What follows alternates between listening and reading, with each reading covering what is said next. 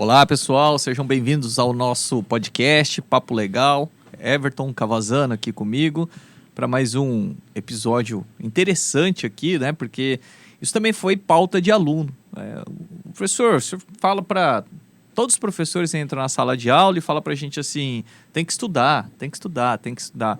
Mas a gente sabe que tem que estudar. Nossa maior dúvida é como estudar. Exatamente. Uma pergunta boba, mas que todo mundo passou por essa angústia, né? De qual é a melhor maneira de estudar. Para tudo. Estudar para a faculdade, estudar para um concurso, estudar para a OAB. Acho que cada um de nós aqui conversando adotou um caminho, um método de estudo aí e talvez possa compartilhar com os alunos. É mais difícil saber como estudar do que estudar propriamente, né? É você identificar qual é o modelo de estudo do qual você se sente melhor. É isso aí. E são vários, né? Tem gente que estuda escutando música. Tem gente que estuda em pé. Tem gente que estuda sentado.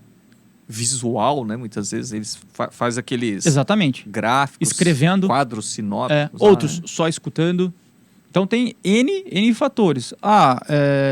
Qual é a sua forma? A minha forma em si, que eu sempre gostei muito de estudar, é fazendo uma leitura do livro físico, e eu encontro hoje dificuldades nesse livro virtualizado, né? Então eu gostei sempre do livro físico e após a análise lá, sei lá, de 3, 4 páginas ou eventualmente folhas, eu faço um resumo manuscrito. Eu sempre gostei dessa forma, né? Agora, é uma forma que demanda um tempo maior, né? Eu particularmente sempre me adaptei desse jeito. É mais a questão da qualidade, né? Do que a quantidade de página que você vai lendo. Né? Eu sempre gostei. Isso aí, esse estudo aí, você adotou pro seu dia a dia na faculdade? Para o meu dia a dia na faculdade, e quando eu comecei a dar aula na universidade, eu tinha o hábito, os meus primeiros alunos sabem disso. Eu chegava em sala com meia folha de sulfite, com alguns pontos, né, algumas linhas, alguns gráficos. Hoje eu ainda aplico alguns gráficos. E aí eu mentalizava dava corpo a uma estrutura visual, né, eu transmito isso na lousa e replico por meio de informações. Eu sempre gostei desse jeito. Você me sabe. Você vê que interessante, né? Eu também estudava fazendo tópicos. Assim, fazia como se fosse a ementa da jurisprudência, vamos dizer assim, com palavras-chave. Então eu ia lendo o livro, tirava as ideias e colocava só as palavras-chave. E aí, de tal maneira que quando eu bato o olho na palavra-chave, eu lembro, me traz o conteúdo. E uma vai chamando a outra, isso, né? Como se fosse a ementa do acórdão, assim. Eu sempre gostei de estudar desse jeito aí. Você vê que reflete até nas aulas. Você pega meu material de aula, só tem as palavras-chave. Que aí eu vou completando ela durante a aula. Rapaz, eu vou falar então a minha. Para falar a verdade, na faculdade eu não estudava muito, não. Não, tô falando isso para concurso. Era da faculdade que era falar. Não, vamos lá. Na faculdade. Pensei que era para passar no concurso. Na faculdade tinha muito método, não, viu? Era meio ali no bambolê. O método era ir pro bar da esquina revisar a matéria. É por aí. Tinha o Cantos lá, né? Tinha o Cupim lá. Então não era muito, não. Era um trem meio... O berço do conhecimento. É ali, né? Você sentava e... Agora... Cada um, isso é muito pessoal, cada um tem um jeito. Eu lembro quando eu estava estudando, você falava, rapaz, eu fazia assim, eu fazia dissertação. Cara, para o concurso, o que eu fiz? Eu peguei todos os livros que eu tinha que ler para o concurso. Que livros são esses? Bom, Tratado? Cara, eu peguei sinopse, resumo. Da sinopse. Vão me matar aí e falar, você já... Não, cara, eu estudei por sinopse, né? Então eu peguei todas as sinopses da Saraiva, lembra da Saraiva? O que não tem problema nenhum. Você chegou no seu objetivo, qual o problema? Falei ontem em sala de aula. Eficiência, falou, né? Você falou uma coisa pra mim uma vez, falou, o cara tem que saber pelo menos o que tá na sinopse. Pelo menos. Quando você atingiu o que você precisava, aí você vai subindo, degrauzinho por degrauzinho. Claro. O mínimo tá ali. Então eu peguei o resumo, coloquei numa mesa. Quantas páginas eu tenho? De capa a capa. Aí eu contei. Eu fiz assim. Bom, eu tenho tantas páginas. Eu calculei. Se eu conseguir ler 20 páginas por dia, grifando, eu gosto de grifar. Se eu ler 20 páginas por dia, quanto tempo eu vou levar para ler tudo isso que está em cima da minha mesa? A coleçãozinha lá toda. Exatamente. Aí você fala, mas você estudou processo civil, por exemplo, que eu gosto.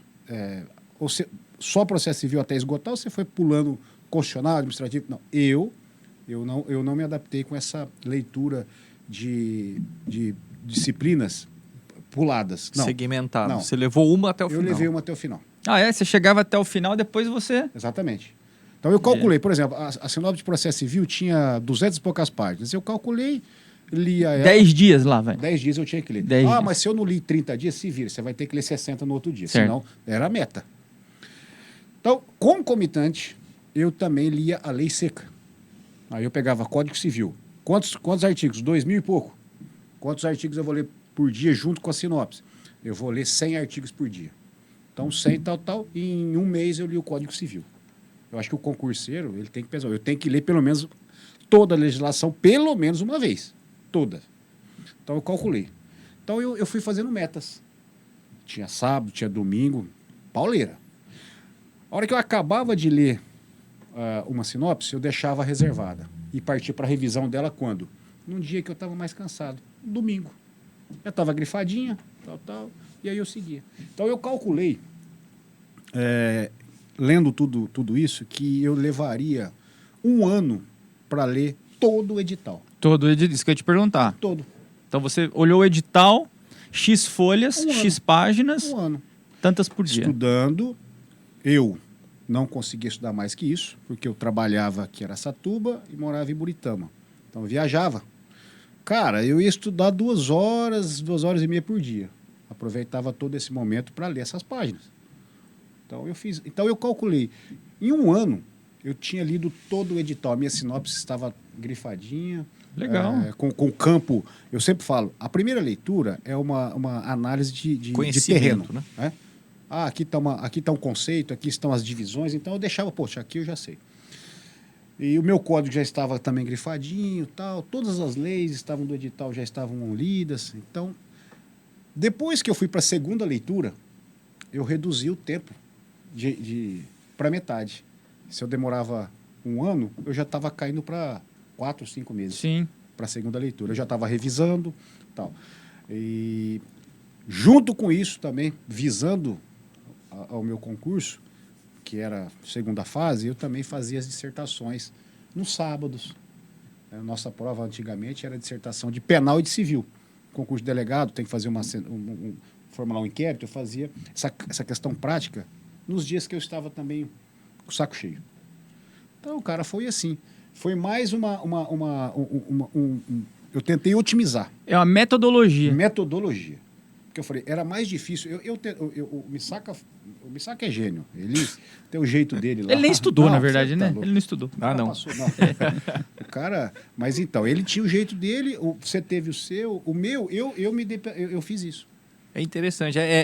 Você falou uma coisa que todo mundo que você conversa chega nisso, né? O método de estudo ele é subjetivo. Sim. Tem que se adaptar às condições pessoais e sociais da pessoa, porque igual a pessoa que tem talvez 2 horas de estudo, não dá para estudar igual o cara que tem 8. Não. Né? O cara que muitas vezes tem a facilidade de uma memória auditiva, que você falou que a pessoa estuda falando, depois ouvindo, é diferente de uma pessoa que tem a memória visual. Sim. Então, às vezes o método de um não dá certo para outro. Não deu certo. Então, no meu caso, como eu nunca pretendi o concurso público e sim a advocacia, no ambiente da faculdade, como eu já tive a oportunidade de fazer o estágio, então eu acabava unindo o útil ao agradável. Primeiro que eu sempre fiz uma releitura dos tópicos do dia. Então o professor me explicou lá, sei lá, responsabilidade civil objetiva. Eu chegava em casa no período da tarde ou da noite e fazia uma leitura da disciplina, sem muita paixão, lia, complementava. E como eu, claro, realizava o estágio, eu complementava nas peças. Então, vou fazer uma ação que se discute posse. Claro que eu montava os fatos, mas a análise do direito eu também fazia de uma forma mais aprofundada. Então, lia posse naquele dia, naquela semana, e aquilo foi me trazendo aí uma estrutura jurídica, né? Passei na OAB sem nenhum problema e tenho aí uma boa repercussão, né, para trabalhar na prática. Eu acho que basicamente foi isso. É bem... Uma coisa que eu digo para os alunos também, mas isso eu desenvolvi depois, inclusive depois de passar no concurso. Podia ter feito antes, né? Mas a questão de, por exemplo, para as aulas, eu recomendo que eles leiam a matéria antes de vir para a aula. pelo menos para eles terem uma noção. Você vai falar sobre competência em processo civil, dá uma lida básica em alguma coisa, ou ouve um podcast, algo sobre competência. Você vem para a aula já situado, vamos dizer assim, que é o que você falou, aquele primeiro contato com a matéria você já teve. Aí quando o professor vai explicando, aquilo vai solidificando. E as dúvidas que eventualmente ficaram do seu estudo por conta própria, você tira com o professor ali, né? E hoje você tem um leque também de informações, né? Você tem internet. Antigamente a gente não tinha muito isso, né? É YouTube, pô. Pô, então... O cara quer ter uma outra aula. Mas tem que tomar cuidado também com isso, né? Convenhamos. Para a né? faculdade, né? Eu recomendaria o aluno assim... muitos professores já disponibilizam material com antecedência. Sim. Dá uma olhadinha lá. Né? Chegou, puxa, eu não entendi aquilo que ele falou. Eu levo uma coisa que eu também aprendi quando eu fazia cursinho. Aula dada, aula estudada. Né? O professor deu a aula para não ficar acumulando. Sim. Tem serviço e tal. Pô, cara, você vai deixar acumular, na hora da prova você vai ficar descabelado, como eu fiquei. Então, você ficou bem. Você se preocupava bem com a prova, hein? Eu já vi gente preocupada, mas igual. Então é isso. Você vai. Se você vai lembrando todo dia ali um pouquinho, chega na hora da prova, depois você está com a memória fresca. Sim. Então todo dia dá uma olhada. Eu penso também que a gente não pode esquecer de um ponto. Quando você inicia uma faculdade, aquilo na sua vida é um projeto de vida. Então, nós estamos orientando aqui alguns métodos de estudo, mas o estudar você precisa realizar. Então, eu falo em sala de aula, principalmente no primeiro dia das turmas do primeiro semestre, falo, pessoal, isso aqui não é terceiro colegial, né? Isso daqui é um projeto de vida. Então, não adianta você esconder-se da matéria, estudar em véspera de prova, porque lá na frente eles vão te cobrar e vão te cobrar muito caro. Então, levem isso a sério, estudem. Inclusive, 1 hora, 2 horas por dia, penso eu, importante, até necessário. Professor, mas eu não tenho esse horário. Amigo, você tem. Existem pesquisas. Quando você extrai o seu relatório de uso diário do celular, as pessoas se utilizam do celular 3, 4 horas por dia. Se você for extrair isso, o que valeu a pena? 15 minutos você teria resolvido. Poxa, se você usa o seu celular 4 horas por dia, por que você não pode se utilizar de 2 horas no seu estudo, né? Então, eu acho que os nossos alunos eles têm que perceber que isso daqui não é brincadeira, isso daqui é um projeto de vida e a partir daí ele se estruturar. Pegando o que você falou, eu senti na frente. Sim. Que eu tive que estudar. Tem que tirar o atraso, Tem né? que tirar o atraso. Então eu vi que não adiantou nada. Eu fiquei patinando, né? Levando ali, mas aí depois eu tive que me sacrificar. E aí tem uma pressão maior, são renúncias maiores. Lógico. Né? Você deixa de ter contato com pessoas que você gosta por conta. Temporariamente? Temporariamente, claro. Mas muitas vezes poderia ter o período poderia ser menor se você tivesse levado de uma forma, né, mais intensa o momento universitário. E o estudar, assim, como você falou do projeto de vida, o estudar é de fato um projeto de vida no sentido bem amplo também, porque você termina a faculdade, você vai ter que continuar estudando. Vira a leitura, às vezes você quer se aprimorar no sentido espiritual, às vezes você quer se aprimorar no sentido jurídico, você está sempre estudando. Então a leitura ela tem que virar um hábito, assim como você come, dorme, faz atividade física, né? Então a leitura ela acaba... A graduação são 5 anos estudando para que você possa estudar a vida toda. Não adianta fugir disso. Não adianta fugir disso. Não adianta. Exatamente. E assim, um outro ponto que eu achei interessante aí é essa questão das revisões, né? De fazer revisão. Você falou que você falou que fazia a revisão depois da aula, né? E eu acho que isso é importante para solidificar o conhecimento, né? Eu lembro, tinha uns métodos, quando você estava falando da maneira como você estudava, alguns amigos meus diziam também que ele fazia. Toda vez que ele ia estudar a matéria no dia seguinte, ele revisava tudo que ele já tinha estudado. Ele primeiro revisava, depois estudava. Então a revisão ele ia se acumulando. De tal maneira que no final de 30 dias, o primeiro ponto ele revisou 30 vezes. Ótimo. E isso fica solidificado. Mas demora? Não, mas porque aí, como você falou, cada revisão que você faz é mais rápido. Mais rápido. Eu vi também esses dias... Eu achei interessante, não conheci depois que eu passei no concurso esse método. Ele recomendava que cada página de livro que você lesse, você transformasse no rodapé. O Damásio acho que fazia isso. Ele pegava aquela página e transformava em duas perguntas, 3 perguntas no máximo. Então, quando ele fosse fazer a revisão, ele ia na pergunta. Se ele soubesse responder, ele virava a página. Tava resolvido Se ele não soubesse, ele fazia como se fosse a nota de rodapé. Grifava 1, aí colocava a pergunta. 2, Bom método, não conhecia esse método. Eu achei bom assim, método. bem estratégico, né? Porque aí ele na revisão ele ia nas perguntas. Se ele soubesse, ele passava. Se ele não soubesse, ele voltava para ver. Tinha que fazer a leitura novamente lá. do conteúdo. Boa forma. Eu boa acho que forma. são formas, né, de estudo aí que... Eu sempre falo, é mais difícil, volto a dizer, é mais difícil você achar o teu método do que estudar. Do que estudar. Muitas pessoas ficam, tô tudo com todo o material pronto, mas aí fica perdido. Sim. Fica remando para lá e para cá e não sai do lugar. E convenhamos, né? O aluno não tem desculpa hoje.